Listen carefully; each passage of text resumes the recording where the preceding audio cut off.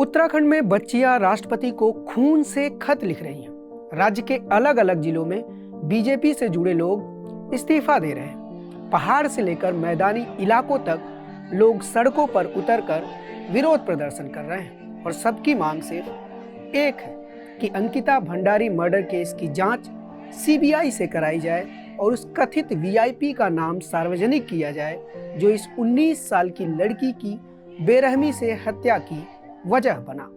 वही धामी सरकार का रुख देखकर भी ऐसा लगता है कि उसे जन भावनाओं से ज्यादा डैमेज कंट्रोल में दिलचस्पी है।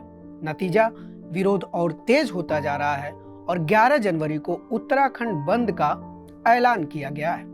प्रदर्शनकारियों का आरोप है कि सरकार जानबूझकर केस के सबसे ताकतवर किरदार को बचा रही है। कहा यह भी जा रहा है कि अगर इस केस की निष्पक्ष जांच हुई तो यह उत्तराखंड का सबसे बड़ा राजनीतिक खुलासा बन सकता है। पिछले साल मई महीने में अंकिता भंडारी की हत्या के मामले में कोटद्वार सेशन कोर्ट द्वारा तत्कालीन भाजपा नेता के बेटे पुलकित आर्या और उसके 2 साथियों सौरभ भास्कर और अंकित गुप्ता को आजीवन कारावास की सजा सुनाई गई। धामी सरकार ने रिकॉर्ड टाइम में दोषियों को सजा दिलवाने का क्रेडिट भी ले लिया, लेकिन हाल ही में एक्ट्रेस उर्मिला सनावर ने पूर्व भाजपा विधायक सुरेश राठौर से कथित बातचीत की रिकॉर्डिंग साझा की, जिससे इस केस का सबसे अहम सवाल एक बार फिर से चर्चा में आ गया कि आखिर वह वीआईपी कौन था जिसकी वजह से अंकिता की हत्या की गई।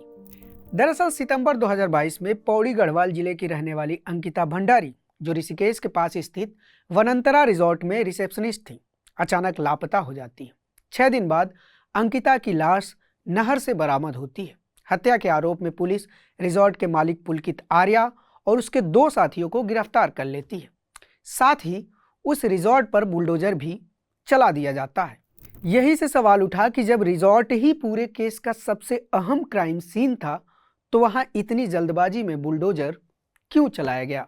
क्या सबूत मिटाने की कोशिश की गई ताकि होटल में आने वाले कथित वीआईपी लोगों का नाम बाहर ना आए?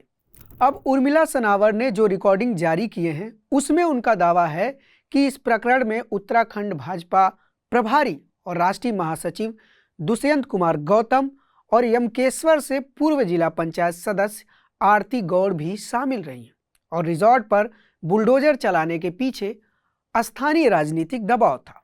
हालांकि इन आरोपों को दुष्यंत कुमार गौतम ने सिरे से खारिज किया है। साथ ही उत्तराखंड के गृह सचिव को पत्र लिखकर उन पत्रकारों पर कार्रवाई करने की मांग की है जिन्होंने इस मामले में उर्मिला सनावर के आरोपों को प्रकाशित किया है।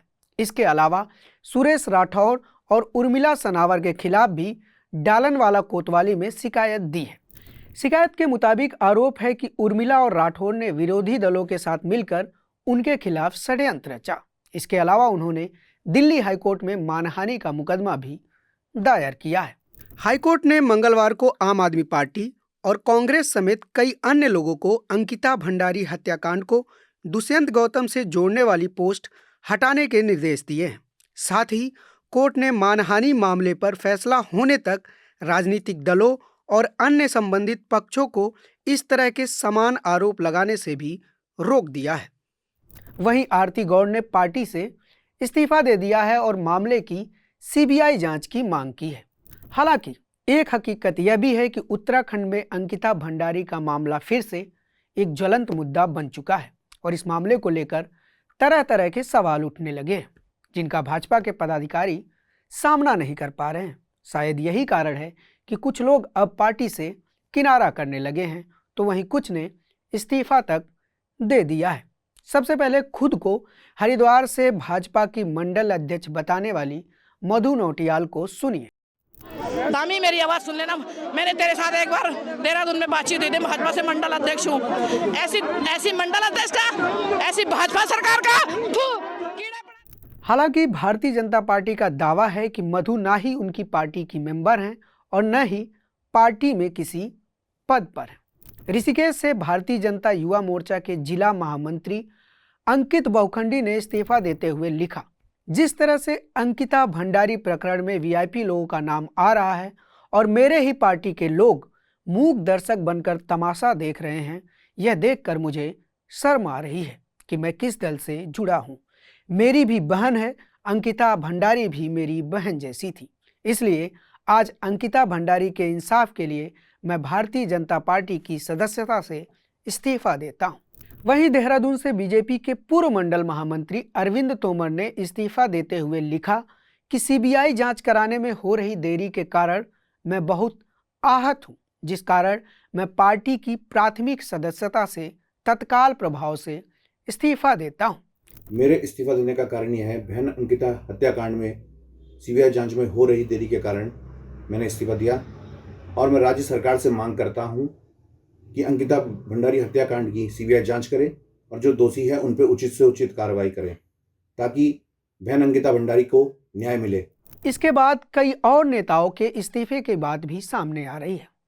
भाजपा के वरिष्ठ नेता और पूर्व राज्य मंत्री भगत राम कोठारी ने भी इस्तीफा दिया है। इस्तीफे के बाद उन्होंने कहा कि अंकिता हमारी बेटी है। यह मामला राज्य में महिलाओं की असुरक्षा का प्रतीक बन चुका है। मैंने लगातार न्याय की मांग की, लेकिन पार्टी ने राजनीतिक सुविधा को प्राथमिकता दी।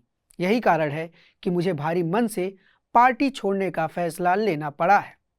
वहीं कुछ भाजपा नेता इन सवालों को छवि और मर्यादा से जोड़ते हुए पार्टी को आगाह भी कर रहे हैं। जैसे बीजेपी के वरिष्ठ नेता और प्रदेश प्रवक्ता रहे वीरेंद्र सिंह बिष्ट ने सोशल मीडिया पर लिखा है कि पार्टी के कार्यकर्ताओं और नेताओं के पास मीडिया और जनता के प्रश्नों का जवाब देने के लिए कोई कारगर उत्तर नहीं है, जिससे पार्टी की फजीहत हो रही है। हालांकि भाजपा के प्रदेश अध्यक्ष महेंद्र भट्ट इस पूरे मामले को कांग्रेस का षड्यंत्र बता रहे हैं। देखिए, हम शुरू से ही इस बात को कह रहे हैं कि केवल राजनीतिक हथकंडा कांग्रेस के लोगों द्वारा अपनाया जा रहा है और पूरे प्रदेश के माहौल को खराब करने का प्रयास चल रहा है। बार बार अलग अलग वीआईपी का नाम लेकर उस मृत आत्मा को भी अपमानित करने का काम कांग्रेस के लोग कर रहे हैं। हालांकि इस प्रकरण में कथित वीआईपी की भूमिका की जांच की मांग शुरू से ही हो रही है। इसके साथ ही इससे जुड़े कुछ अनसुलझे सवालों का जवाब अभी तक नहीं मिला है, जिससे संदेह बढ़ता जा रहा है।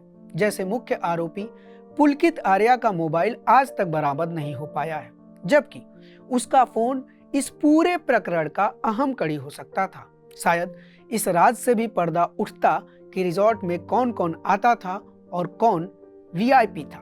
दूसरा, जब रिजॉर्ट ही सवालों के घेरे में था तो वहां पर बुलडोजर क्यों चलाया गया?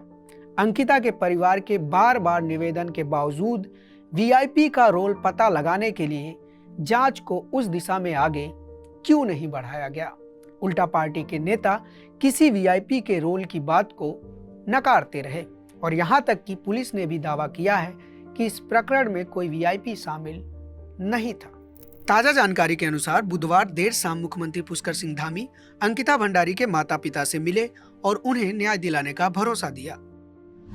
आपको उन मीडिया संस्थानों को समर्थन देना होगा जो सरकारी विज्ञापनों पर निर्भर नहीं है। न्यूज लॉन्ड्री ऐसा ही मीडिया प्लेटफॉर्म है। हम किसी से विज्ञापन नहीं लेते। न्यूज लॉन्ड्री को सब्सक्राइब करने के लिए newslaundry.com/subscription पर जाएं और अपने मन मुताबिक राशि चुनें। न्यूज लॉन्ड्री को सब्सक्राइब करें और गर्व से कहें, मेरे खर्च पर आजाद हैं खबरें।